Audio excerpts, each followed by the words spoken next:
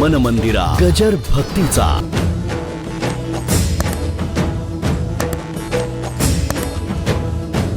कोणी देव मानावा किंवा कोणी मानू नाही हा ज्याचा त्याचा प्रश्न आहे. एक सांगू का, अनंत कोट ब्रह्मांड नायकाच्या ठिकाणी तुम्ही त्याला मानलं नाही तर काही फरक पडत नाही, पण मानलं तर तुम्हाला समाधान भेटेल. तुमच्या समाधानाकरता, त्याच्याकरता काही नाही. तो आपला अथांग सागर आहे, वाहणी चालू आहे नदीची. बर का, वाटलं खाली वाकात चूळ ह्या त्याच्यात टाकलं तरी ते काही म्हणत नाही, आणि पुन्हा टाकून पुन्हा पेलं तरी काही म्हणत नाही. काय मी त्या नदीला एवढ्या त्या पाण्याला विचारलं, मी म्हटलं ते घाण टाकताय ते काही होत नाही. अरे म्हणले मी एवढा मोठा आहे की ती घाण सुद्धा कुठे तळाला जाते कळत नाही. लक्षात ठेवा, सर्वच प्रभू नटलेला आहे. जाऊ द्या, विषय फाटा फोडत नाही. बरोबर येणारी कोणतरी असे पाऊलांचे ठेसे उमटले, पापिणी गे तुम्ही आम्ही सकळी पुण्याची अधिक म्हणोनी भोगी. मग आता चौकशी सुरू झाली. एवढ्या गोपिका होत्या, त्यातल्या कोण बरोबर, आणि एवढी कोण भाग्याची की तिला देवानी कशी बरोबर नेली, आणि आमचं भाग्य कुठेतरी कमी पडलं, आणि म्हणून ज्या रडू लागल्या मोठ्या मोठ्यानी. पण आता कोण म्हणून कसं शोध लागायचा. आता हे बघा, एवढ्या महिला मंडळी आज आलेल्या आहेत किंवा पुरुष आलेले आहेत, यातला उद्या कोण येणार नाही मी कसं काय सांगणार. आता शेवटची माणसं मला या इथपर्यंत माणसं दिसतात, ज्या पुढची माणसं दिसत आहेत, पण चेहरे तर एकही दिसत नाही. काय मग याच्यातला कोण आला आणि कोण गेला नाही हे काही कसं काय कळणार, अशक्यच आहे ना. तसं एवढ्या गोपिका हजारोच्या संख्येने होत्या, आता त्याच्यातली कोण बरोबर गेली कसं काय कळणार. पण एकच सांगतो, जी भाग्यवंत होती तीच बरोबर गेली. बाकी सगळ्या रडत बसल्या, अगं काय ग तिचं भाग्य आहे, कशी बरोबर गेली. बरोबरी तिसी होय अभिमान, झाला असे स्वाधीन. आता पुढे तिच्यात आलं भानगड. हे बघा, अभिमानाचं इतकी भानगड मोठी आहे, ते भल्या भल्याला सुटत नाही. आपल्याला सुटलं असं म्हणू नये, मला अहंकार नाही असं सुद्धा म्हणू नका. केव्हा शिरेल तुमचं तुम्हाला कळणार नाही. फक्त देवाला प्रार्थना करावी, पांडुरंगा सांभाळ आम्हाला याच्यापासून पुष्कळ झालं. आता त्यांना अहंकार झाला म्हणून सोडून दिल्या. आता ही एक बरोबर होती, तिने तरी आनंद भोगावा का नाही. तिला वाटलं मी आहेच तशी.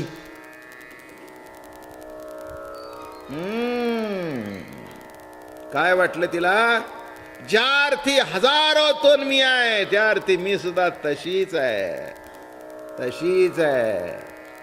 झाला आता तिला अहंकार निर्माण झाल्यानंतर. बरं आता झालं तर जरा ठेव की लेवलला ठेव ना.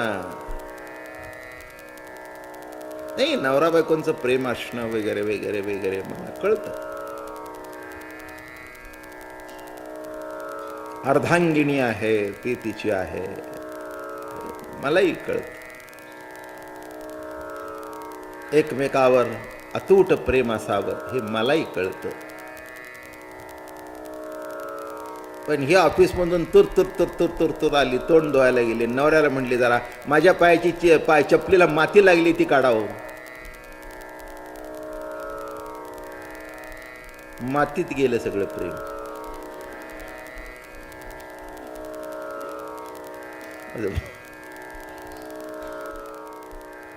ते म्हणाला काढलं तर काय झालं. हो काही नाही, काही झालं नाही, काही झालं. मी कुठे काय म्हटलं, मी कुठे काय म्हटलं. मी तेच म्हणतोय, काढलं तर काय काही बिघडलं नाही, पण लेवल सुटली हे झालं नाही का. उद्या ती जेवायला बसली, हा वेटर म्हणून जर उभा राहिला, नाही नाही काही बिघडलं काही नाही हो. बिघडलं काही नाही, पण ईश्वरी सत्तेतून प्रकृती धर्मानुसार जे काही घडलंय तिथे कुठेतरी कमी जास्ती झालं. तसं आम्ही वारकरी संप्रदायात काय बाईला कमी लेखतो असं बिलकुलच नाही आहे. बाईला जर कमी लेखत असतो तर माझ्या मुलीला मी कीर्तन करायला लावलीच नसती. वारकरी संप्रदाय बाईला जर कमी लेखत असता तर मुक्ताबाईला चांगदेवाची गुरु केलीच नसती. पण शेवटी ज्याची त्याची कामं ठरलेली आहेत, ती प्रकृती धर्म आहे, नाही का? समान हक्क आम्हीच का गोरदर राहायचं? समजून घ्या. 9 महिने एवढं ओझं पोटात वागवायचं आणि एवढं करून आमचं नाव नाही.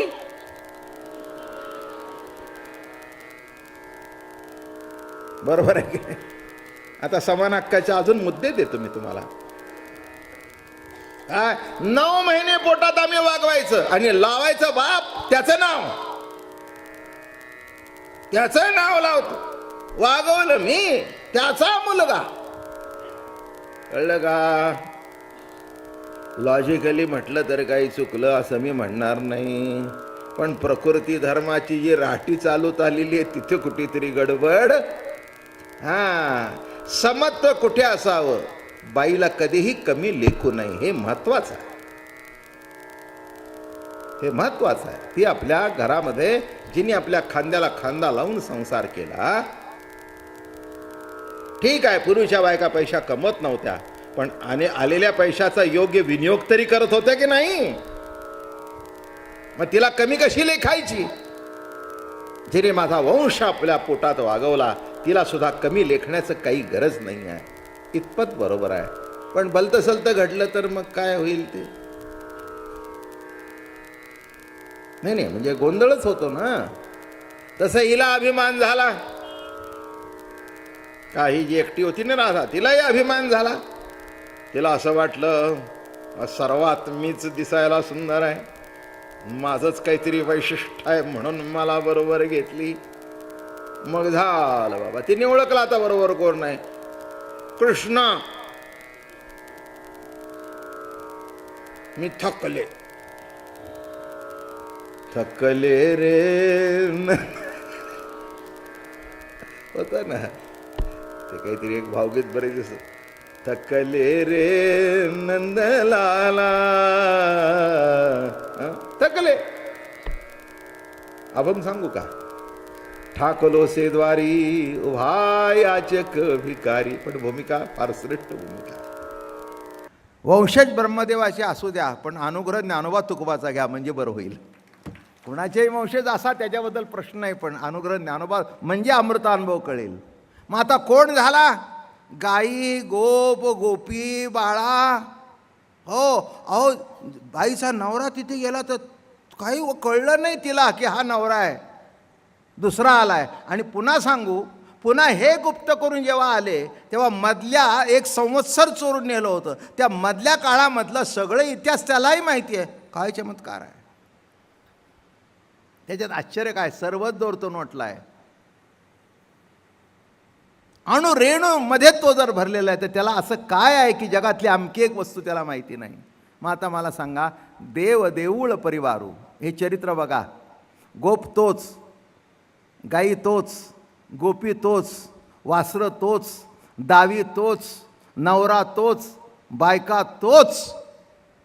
काय झालं? इथून तिथून सगळा कृष्ण परमात्मा. म्हणून देवदेऊळ परिवारू ही अमृतानुभवातली आणि मुख्य ओवी आहे. देव देऊळ परिवारू की जे कोरोन डोंगरू तैसा भक्ती अगा हुताशनाचे बंधन. तेवी आपुला आपण आनंदोची आनंदमायन होता काय आण संबंधू लागे. आता भजावे का न भजावे आपण या चुकी न जावे तरी न भजताय स्वभाव भजन वाढे. इथे भजायलाच पाहिजे असं काही नाही. न करिता अशी पांडवा भजन झाले. निराळं काही करण्याची गरज नाही, पण तुम्हाला वाटलं आनंद भोगण्याकरता करा. हे बघा, रोजचे तुम्ही थोडक्यात कळेल असे दृष्टांत देतो. रोजचे तुम्ही जेवता, बरोबर आहे ना? मग तुमचं तुम्हीच करता, तुमचं तुम्हीच खाता. मग एक दिवस वाटलं काय बा एकट्यानेच करायचं, मग दोघे मित्र बोलवले, बायकोला सांगितलं आज मित्रांना बोलवलं आहे. ठीक आहे, ती चांगली होती, बोलवा. काय करायचे? बटाटे वडे करा, पॅटीस करा, समोसे करा, काय मसाल्याचं दूध करा, नाही तर तुम्हाला वाटतं तर जेवण करा. काय? मग मित्राने विचारलं, काय रे, कशा करता बोलवलंस तू? कशा करता नाही म्हणला, रोज मी एकटाच जेवतो, आज वाटलं तुम्हाला बोलवावं.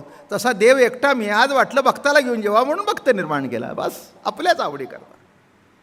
मग सगळ्या मित्रांना बोलवलं, खायला घातलं, मजा केली, आनंद वाटला, 2 गोष्टी बोलले, निघून गेले. बायको म्हणली, अहो काय होतं तुमच्या मित्राने? काहीच नव्हतं म्हणले. मग काही नाव नसताना सुद्धा बोलवलं? नाही म्हणला. तो म्हणला, माझी आवड भोगण्याकरता बोलवलं, तुम्हाला जेऊ घालून माझं पोट भरलं. तसं देव जगत निर्माण करतो, ते तुम्हाला निर्माण करण्याकरता नाही. आपुलीचा आवडी धरुणी खेळिया, अपापणा ते व्याले रे, अरूप होते ते रूपास आले, जीवशिव नाम फावले रे. ऐक खेळिया, तुझं सांगतो ऐसे जाणून खेळ खेळे रे. अरे खेळिया, ही प्रभूचा विलास बघ आणि मग खेळ खेळ. अहो मुगी मुग मात्र जैसे, घेता न घेता नवलासे, केले देव पण तैसे दोही परी. मन मंदिरा गजर भक्तीचा.